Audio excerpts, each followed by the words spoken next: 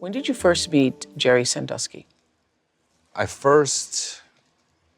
guess, at the camp, he would come in the evenings to the whole group, and he would lead these kind of, we'd play games, he would tell jokes, that type of deal. So that was where I first saw him, was, 7 or 8 years old, whatever that first camp was that I had attended.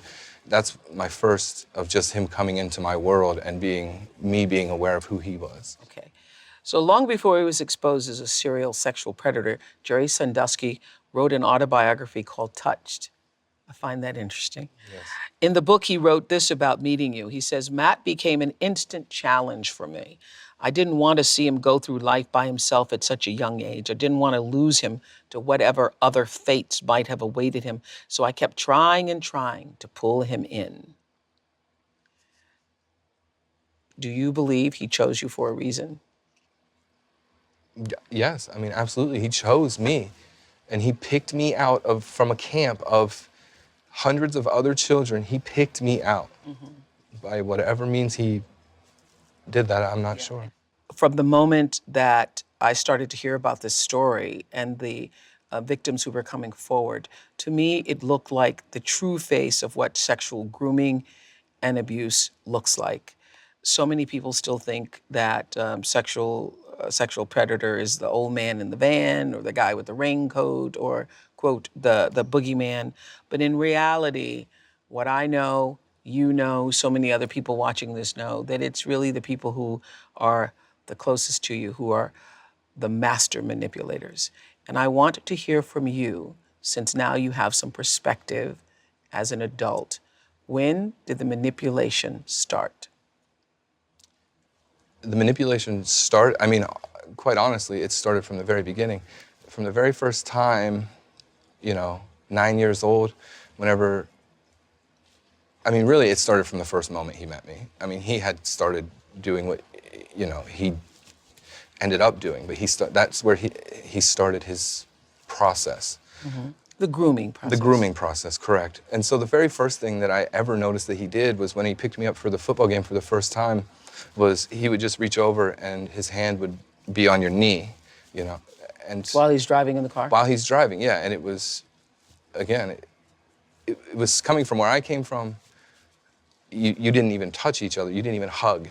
Like, we didn't hug each other to show love. We didn't kiss each other. We didn't tell each other we love you, So a person putting their hand on my knee, especially a grown man who has no relation to me, was awkward and weird, but I thought maybe that's just the way that his family was. That's the way that he was with his family, Okay. And did the hand on the knee then progress to something more immediately or gradually? Absolutely. It was a gradual thing, and it happened in summer camps and any of the times that he had time with me. As the grooming process goes, he would move further up my leg with his hand, each time, different times, until... And as a little boy, 9 years old, you felt, what's the word? Awkward is the only word that I can really use, is awkward. It felt so different from anything that I had ever experienced in my life, that to have that be done and not truly understand the feelings that I was having or what it was for. Yeah.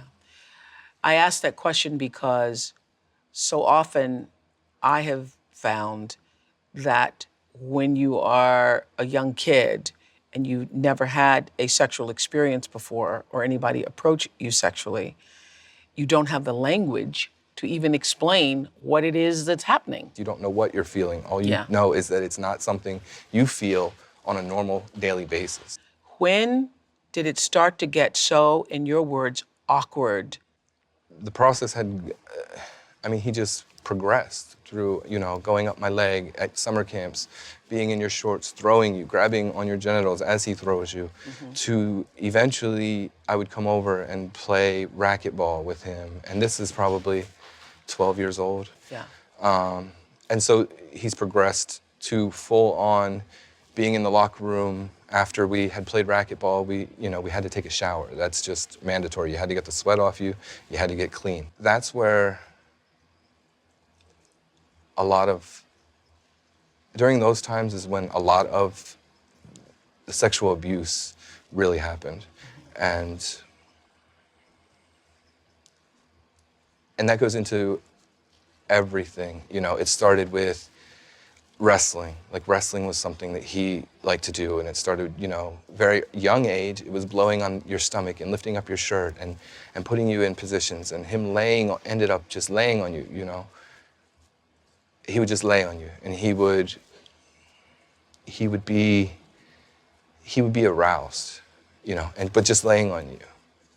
And again, even at that age, you still don't know. I thought, in my mind, the only thing that I could tell myself was that he was gay. That's the only thing that I could tell myself. And I wanted him off of me, you know.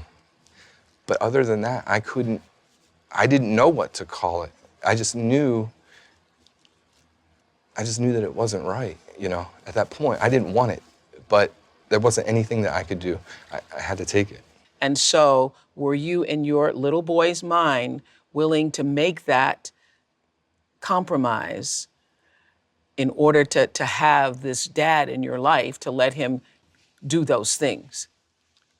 Yes, absolutely. I mean, I had none of that. I came from a very broken home, a very poor family.